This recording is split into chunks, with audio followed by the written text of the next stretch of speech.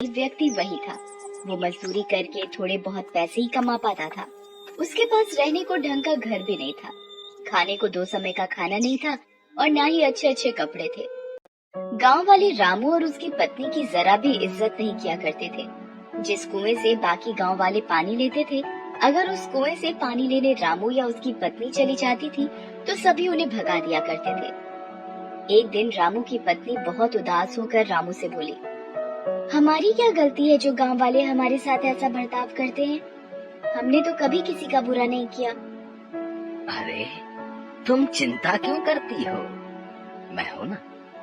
तुम देखना, एक दिन यही गांव वाले हमसे मिलने के लिए लाइन लगा देंगे। मजदूरी करके भी इतने पैसे नहीं कमा पाता हूँ जितना बाकी कमा लेते हैं, लेकिन तुम देखना, एक ना एक दिन हमारा भी सम्मान होगा। रामू दिल का बहुत अच्छा इंसान था। वो कभी किसी के साथ बेईमानी नहीं करता था। यही उसकी सबसे बड़ी खूबी थी। एक रात बहुत जोर की आंधी आई। रामू का घर कच्चा घर था, इसीलिए उसे डर लगने लगा कि कहीं उसका घर पानी के बहाव के साथ बह न जाए। रामू और उसकी पत्नी ने कुछ जरूरी सामान अपने हाथों में उठा लिए और पास ही अपने भाई के घर चलने लगे। रामू के भाई का घर पक्का था, इसीलिए रामू ने सोचा कि जरूरी सामान उसके घर में रख देते हैं। रामू हाथ में सामान लेकर अपने भाई के घर तक आया। रामू के साथ साथ उसकी पत्नी भी आई। भाई नीचे आ जाओ, कुछ काम है। रामू का भाई नीचे आया और बोला, हाँ क्या हुआ? इतनी बारिश में यहाँ क्यों आए हो? भाई तुम्हें मेरे घर का हाल तो पता ही है। सारा सामान पानी के साथ बहना जाए, इसलिए मैं कुछ अपना जरूरी सामान तुम्हारे घर में रखना चाहता हूँ। क्या तुम्हारा सामान मेरे घर पर? नहीं नहीं, मेरी पत्नी मुझे बहुत डांटेगी। मैं नहीं रख सकता तुम्हारा सामान। तुम जाओ, अपने घर में ही रहो।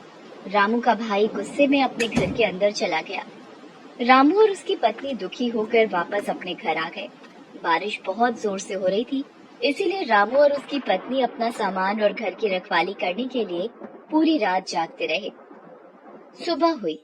अब तक बारिश बंद हो चुकी थी। अब ऐसी बरसात की स्थिति में रामू को एक भी काम नहीं मिल पा रहा था। कुछ महीने इसी तरह गुजर गए। एक बार रामू से गांव में शहर के कुछ अमीर व्यक्तियों ने मिलकर 1 सप्ताह मेला लगवाया। सभी अमीर व्यापारी अपनी अपनी मोटर गाड़ियों में गांव का मेला देखने आए। एक व्यापारी अपनी गाड़ी से गांव तक आ गया। अचानक जोर जोर से बारिश होने लगी। उस व्यापारी की गाड़ी कीचड़ में फंस गई। उसने बहुत कोशिश की, लेकिन उसकी गाड़ी कीचड़ से नहीं निकल पा रही थी। बारिश बहुत तेज हो रही थी। गांव के कुछ लोग वहां से गुजर रहे थे तो व्यापारी ने उनसे मदद मांगी। इतनी बारिश में हम क्या मदद करेंगे? ऐसा कहकर वे लोग वहां से चले गए। लगातार बारिश हो ही रही थी। व्यापारी सभी को आवाज देकर बुला रहा था, पर सभी उसकी मदद करने से इनकार कर रहे थे। रामू सभी जगह से काम मांग कर निराश होकर घर लौट रहा था। बारिश बहुत तेज हो रही थी, इसीलिए वो दौड़ता हुआ घर की ओर जा रहा था। तभी उसने देखा कि एक गाड़ी कीचड़ में फंसी हुई थी। उसे मुसीबत में देखकर रामू गाड़ी के पास आया और वो कीचड़ से गाड़ी निकालने में मदद करने लगा।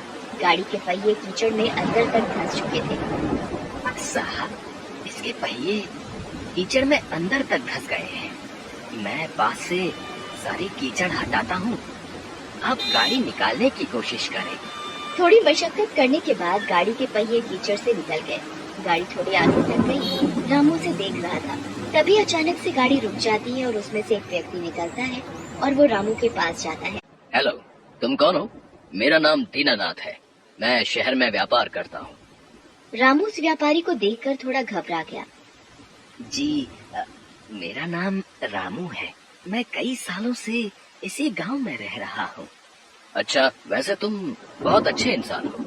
पिछले आधे घंटे से मैं यहीं फंसा हुआ था। किसी ने मेरी मदद नहीं की, सिर्फ तुमने मेरी मदद की, तब जाकर मेरी गाड़ी इस कीचड़ से निकल पाई है। मैं यहाँ मेला देखने आया था। जी, कोई बात नहीं, दूसरों की मदद करना तो हमारा फर्ज है। अब बारिश रुक चुकी थी। रामू वहाँ से जाने लगा। रुको रामू, मुझे अपने घर नहीं ले जाओगे क्या? नहीं साहब, मुझ जैसे गरीब के घर जाकर आप क्या करोगे? मेरे घर में चारों ओर पानी ही पानी भरा है। आप मेला देखने जाइए, मैं घर जाता हूँ। अब तो मैं एक बार तुम्हारे घर चलकर ही रहूंगा। जी, अब आप इतना कह रहे हैं तो चलिए। रामू दीनानाथ को अपने घर लेकर आ जाता है। रामू की पत्नी पानी से बचकर एक और चारपाई पर बैठी थी। देखो, साहब आए हैं हमारे घर। जाओ कुछ खाने को लेकर आओ। दीनानाथ रामू का घर देखकर बहुत उदास हो गया। तुम क्या काम करते हो?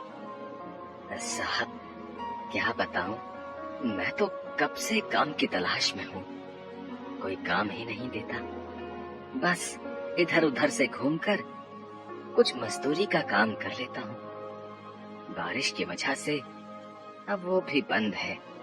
तब तक रामू की पत्नी एक प्लेट में एक गुड़ का ढेला लेकर आई और बोली, साहब, हमारे घर में अभी यही बचा है, कृपया इसे ही खा लें। हाँ हाँ, क्यों नहीं। रामू, तुम्हें कोई काम नहीं मिल रहा है? अगर तुम चाहो तो मैं तुम्हें काम दे सकता हूँ। साहब, क्या सच में आप मुझे काम देंगे? शहर में मेरे पास बहुत से काम होते हैं।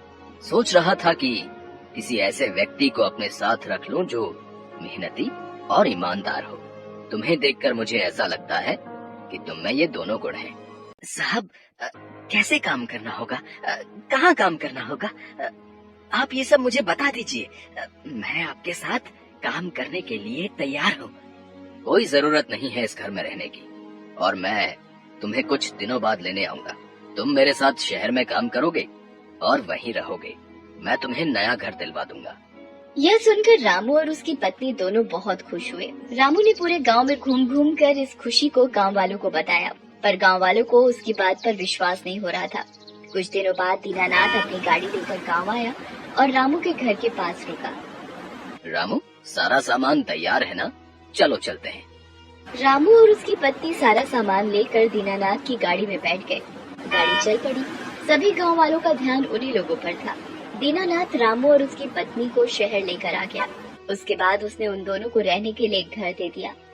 रामू सारे काम अच्छे से समझ गया था। अब वो दीनानाथ के साथ काम करने लगा। रामू का घर बहुत ही सुंदर था और रामू अब पैसे भी अच्छे खासे कमा लेता था। धीरे धीरे करके सभी गांव वाले रामू और उसकी पत्नी से मिलने और उनके घर को देखने के लिए शहर आने लगे।